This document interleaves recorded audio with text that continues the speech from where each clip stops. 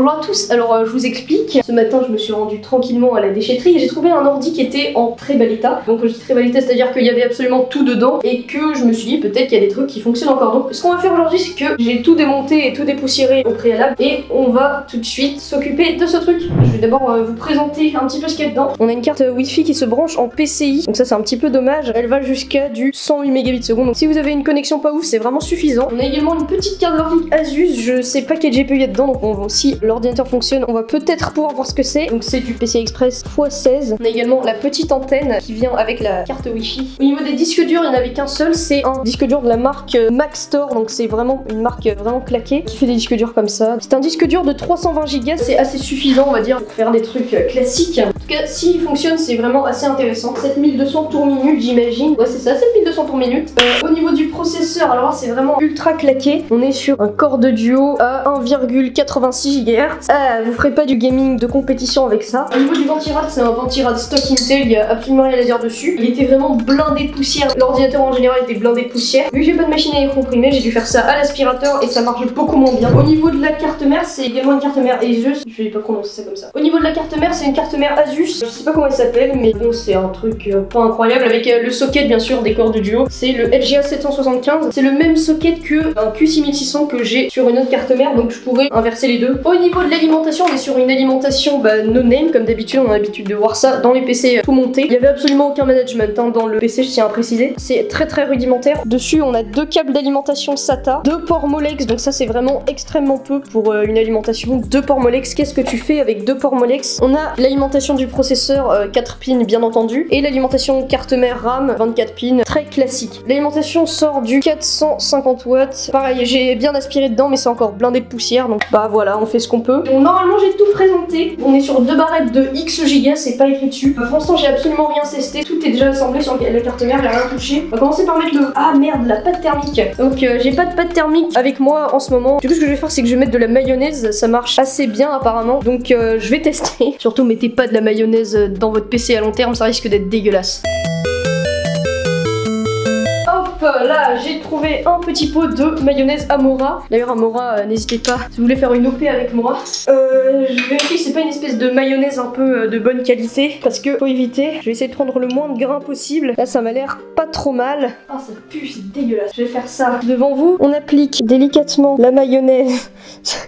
Non mais à quel moment je pensais faire ça sur ma chaîne YouTube? Ah merde, ça s'étale comme n'importe quoi. C'est... Oh, comment je vais nettoyer ça? Bon, l'avantage c'est que là ça risque pas de conduire à l'électricité. Quoique j'y connais rien donc je peux pas trop dire ça. Donc je vais l'étaler comme ceci. Ouais, hop là c'est parfait. Du coup je peux enfin mettre le petit ventirad dans le bon sens si possible. Je crois que j'avais vu qu'il s'était mis... Oh yes. Je vais tout de suite continuer avec la carte graphique. Hop, parfait. La carte Wi-Fi. Parfait, perfecto. On va même mettre la petite antenne, voyez-vous. Eh, c'est stylé, non?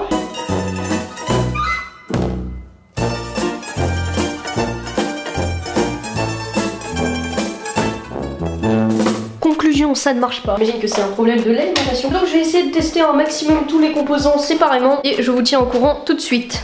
Yo les trocheurs, alors là je viens de me rendre sur un forum, apparemment c'est bien un problème d'alimentation, le fait que ça fasse disjoncter. Il disait également que ça pouvait causer des problèmes au niveau de la carte graphique, du processeur ou de la carte mère, donc j'espère que c'est pas mon cas. Faut bien se douter que les gens ne jettent pas des PC en état de marche. Je vais essayer ça plus tard avec une autre alimentation et on va voir ce que ça donne. Je vous tiens au courant, salut. Hey, je viens de tester le disque dur et il s'avère qu'il fonctionne parfaitement bien, donc c'est bien un disque de 320 Go. Je l'ai formaté, il y avait Windows dessus. Ça doit être un ancien OS parce que la façon dont les dossiers sont rangés, ça se présente pas de la même façon. Du coup, je pense que je vais tester le reste, c'est-à-dire la carte graphique et la carte Wi-Fi surtout, c'est ça qui m'intéresse. Salut! J'étais en train de regarder dans mon ordi qui est dégueulasse au passage s'il n'y avait pas un petit port PCI et il s'avère qu'il n'y en a pas. La seule carte mère que j'ai sur laquelle je peux mettre cette carte Wi-Fi c'est sur celle-là. Ah. Et d'ailleurs le voici, le petit Q6600. Donc voyons voir si c'est de la DDR2 ou de la DDR3. Là j'ai une barrette de DDR2 et oh fuck, c'est de la DDR2. Ça m'étonnerait qu'il y ait plus de 4 Go sur ces deux barrettes, donc déjà on peut upgrade. Et je vais placer les deux autres. Hop là c'est fait. D'ailleurs je viens de remarquer un effet assez stylé sur le logo Asus. Waouh, qu'est-ce que c'est beau. Yeah. Alors je dois bien vous avouer que j'ai pas trop envie d'enlever ma carte graphique pour la remplacer par ça. Surtout qu'il y a des possibilités qu'elle ait été endommagée par l'alimentation foireuse. Donc je sais pas. Je pense que je vais la tester avec cette autre carte mère quand j'aurai les moyens. Sinon ce que je peux faire c'est prendre cette alimentation, la mettre dehors et juste tester tester le tout, mais avec cette alimentation là qui est très similaire à l'autre d'ailleurs. Vraiment n'achetez pas des alimentations non-nail parce que celle-là ça se trouve elle va me claquer entre les doigts d'un jour à l'autre. Donc voilà, j'ai même mis de la pâte à fixe ici parce qu'elle fait trop de bruit, sinon ça faisait ding ling ling ling ling. Du coup la conclusion pour aujourd'hui c'est que je pense que je vais attendre demain matin avant de faire quoi que ce soit. Bisous bisous les petits potes. Oh merde ça filme. C'est parti, je vais prendre mon PC juste en bas, on va le sortir et prendre l'alimentation pour tester la carte mère avec cette alimentation qui fonctionne, enfin je crois. C'est parti.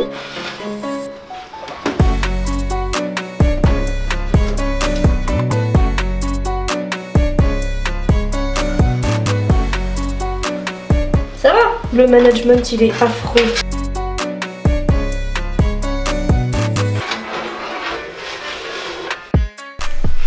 Oh la vache! J'ai plus qu'à brancher ça à un clavier et à un écran et à brancher les lignes sur secteur. Vous êtes prêts? 3, 2, 1. Déjà, mon Ali m'a pas claqué, ça c'est un truc de ouf. Vous êtes prêts? J'allume l'ordi. Pas que je me trompe là par contre, j'ai peur de ouf. On a une petite LED. Front panel. Ok, vous êtes prêts? Je vais prendre un cruciforme là-bas. Faut qu'on voit s'il y a quelque chose qui se passe à l'écran. La carte graphique est crevée. Je vais éteindre l'ordi. La carte graphique a l'air bien morte. Hein. Peut-être qu'elle est pas bien branchée, je sais pas. Donc je vais éteindre ça. Aïe! Il y avait de l'électricité statique dans le tournevis. Ah voilà, donc je débranche tout. Attendez déjà, une carte mère qui marche. Une carte mère de merde. Ah peut-être la RAM marche pas. Il n'y a pas de speaker. Je vais voir si j'ai pas un speaker qui traîne. Du coup les amis. Hey, c'est même tous ses amis, c'est Dave la Pokémon. J'ai pas trouvé de speaker, donc ce que je vais essayer de faire c'est de changer la carte graphique. Est-ce qu'elle rentre déjà? Elle m'a l'air bien grosse. Hop là elle rentre. Parfait. Celle-là je crois qu'elle marche. Ça fait plus d'un an que je l'ai pas testée. Donc on va voir si elle fonctionne toujours. Merde, j'ai pas de speaker, tu sais, parce que normalement quand t'as un speaker et qu'il y a un problème, t'entends la carte mère qui fait bip bip. Peut-être que c'est la RAM que j'ai mis. D'ailleurs j'ai trouvé la capacité des barrettes qu'il y avait d'origine, c'est des barrettes de 1 Go chacune, donc il y avait 2 Go sur cet ordi. Ah c'est pas incroyable hein, franchement entre nous. On va rallumer ça, je vais voir s'il y a quelque chose qui se passe à l'écran. Ah non, ce serait pas un peu chaud? Oh ça marche bien la mayonnaise en vrai. Fuck this shit, ça marche pas. Peut-être le PCI marche plus, enfin le PCI Express pardon. Je comprends pas trop là. Bah en fait je vais essayer de moduler un maximum de trucs, enfin de changer plein de composants et voir lequel fonctionne pas.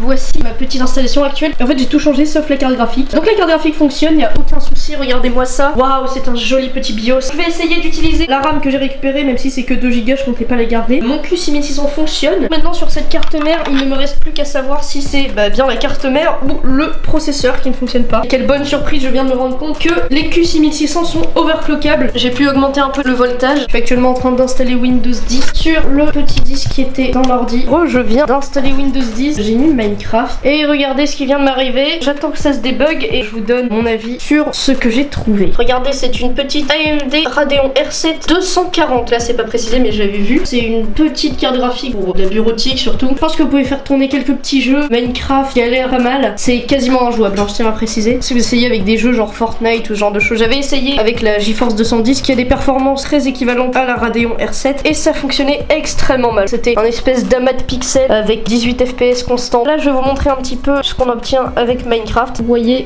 c'est pas hyper fluide. Et si on fait Alt F3, pas Alt F4, voilà, on peut voir qu'il y a énormément de lag au niveau des tics. Regardez, 46 millisecondes max, ça veut dire qu'on est bien en dessous de 60 FPS. On ne dépasse pas les 40 FPS. Vous pouvez le voir, on est très souvent proche des 30 FPS. Si je me mets à regarder comme ça, 41 FPS, et là, voilà, c'est ce genre de...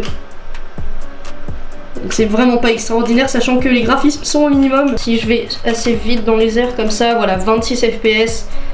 Voilà, on est à 12 FPS. Donc c'était tout pour cette petite vidéo. J'espère qu'elle vous aura plu. Moi je suis assez content, j'ai quand même récupéré une carte graphique, une carte Wi-Fi en PCI, mais elle fonctionne, je l'ai testée, elle fonctionne très bien. J'ai également récupéré un disque dur de 320 Go. L'alimentation était morte bien sûr, mais c'est pas très grave, de toute façon c'est vraiment de la merde. Je suis assez content de ce que j'ai réussi à faire aujourd'hui. J'espère que cette vidéo vous aura plu. C'était l'Oignon 19. Allez, maintenant, tchouf.